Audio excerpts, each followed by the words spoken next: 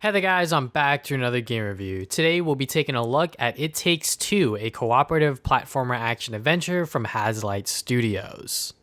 Their previous work, 2018's A Way Out, impressed me on the basis of creating a cooperative required experience while having a compelling story and variety of third-person over-the-shoulder gameplay. A Way Out is still one of my favorite games from that year because of its cooperative required nature. The gameplay and story are good, but a forced co-op experience is almost unheard of, even for today. The studio is back with It Takes Two, a action-adventure platformer about a to-be divorced couple turned into dolls. Joseph Fares is back once again as the game's director. You'll probably know him as the Oscars guy and his work on A Way Out and Brothers: A Tale of Two Sons, both games where he was the sole game director.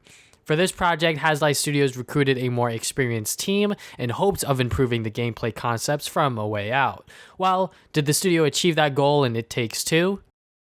The story of It Takes Two is about Cody and May, a married couple who plan to get a divorce after a heated argument. Their daughter, Rose, takes this decision to heart and makes dolls of her parents in hopes of fixing their relationship by play acting. Soon enough, the parents get trapped inside of the dolls' bodies and have to work together to get back to normal. It's a pretty simple yet effective story about relationships. No matter the kind of relationship, whether it's a friendship or a romantic relationship, they all require work and effort for the relationship to last. As the game progresses, you see Cody and May slowly fix their differences between one another. I personally didn't have a huge attachment to these characters, but they were fun and goofy during their interactions. Both characters have their flaws in the relationship, and the game explores ways to solve them. While the story wasn't my favorite part of the game, it does tell a solid narrative on relationships and potential ways of fixing them. Cody and May are both characters where you can understand their perspective on the relationship, maybe a little more towards May since she is the working wife, but I digress. The gameplay of It Takes Two is by far the best and most surprising aspect of this game. As a platformer action adventure, the controls for this game are extremely good. Buttery smooth movement and platforming feels precise. Double jumping to different platforms, dashing and running across levels, and a variety of mechanics introduced throughout the adventure. Every level requires teamwork and communication from both players. The game is called It Takes Two, so there's no feasible way of playing this game by yourself or with a random person. You will have to talk and communicate with the other player in order to solve puzzles and complete platforming challenges. You'll learn this really early on with the hammer and nail mechanic. While May can use the hammer to break glass and swing onto nails, Cody needs to assist her in placing the nails down accordingly. Other gameplay mechanics are introduced throughout each level, which makes the gameplay refreshing. First, you're working together to use vacuum hoses to complete the level. Next, you're using honey and matches to blow up wasps. Then you're thrown into a Diablo-style level where you can use magic powers and abilities. The variety of gameplay mechanics and styles this game offers are plentiful, all the while functioning really well. Even the water levels weren't too bad, not feeling like a clunky mess like most water levels in platformers. The variety and level scenery is quite nice in It Takes Two. It does take place in this fantasy-like world, so you'll explore some really colorful and bizarre locales. Completing a puzzle or platforming challenge is always satisfying. This game isn't a walk in the park either. Some challenges and puzzles will require trial and error. As long as both players don't die at the same time, you can continue solving the challenge without resetting the whole sequence. However, if both players die at the same time, you will be sent back to the last checkpoint, which isn't terrible. The checkpoint placement for this game is not that bad. It does feel really bad having to restart a boss phase because you both died at the same time, but it never felt frustrating. Speaking of the bosses, the boss fights are rather fair for a platformer. Most of them have 3 phases while utilizing the given level's mechanic/gimmick. And of course, working together as 2 is required to defeat the bosses. Super dope to see the developers create bosses that are just as creative as their level design. It Takes Two has no collectibles to find throughout the adventure. Hazelight Studios wanted to emphasize the platforming mechanics and puzzles instead of potential secrets and goodies to find in each level.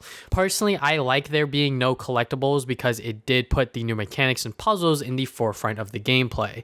There are fun fun little mini games to compete in each new area, not required to play, but neat activities to see who's better at button mashing or platforming obstacles.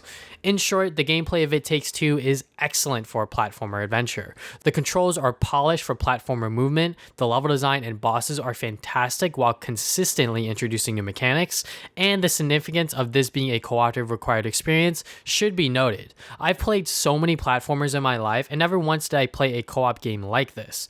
Other platformers that have co-op, like the Mario games or the Lego games, don't even come close to what this game has to offer. It Takes Two is truly a unique platforming experience. The presentation and performance of It Takes Two is definitely passable. The graphics are good for today's standards. The human models, when on screen, are not that bad. It's not going to be like Detroit Become Human, but they look fine for human models. The dolls in fantasy-like world look great as well. The humongous size of the world compared to our doll-sized protagonist is wonderful. Like I said earlier, the colorful worlds really pop out because of the game's graphical fidelity. The voices for all of the characters either fit the character's voice, or they're just straight up goofy and entertaining. Dr. Hakim is a prominent character in the game's story, and he's really dumb to watch. His over-the-top accent while telling our protagonist his relationship advice never gets boring. I believe most people will be content with the game's presentation. I didn't run into any technical issues or hiccups while playing the game online. It Takes Two has a solid presentation all around.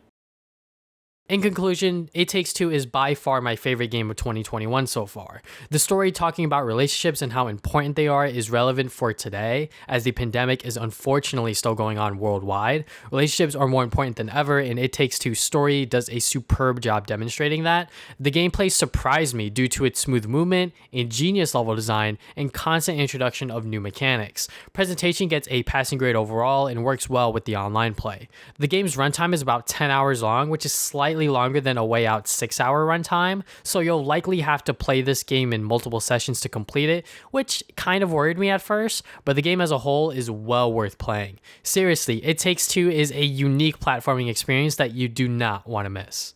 Thank you guys for watching this video. If you guys have not already, you can subscribe. I put new videos up on Saturdays. Follow me on social media, Facebook and Twitter. Try to put updates on my future videos. Check out my podcast, Travis and Damien Podcast. We talk about games, movies, and anime every other week. And yeah, that is all I have for today. Thank you guys for watching this video once again. See you guys next time with more videos.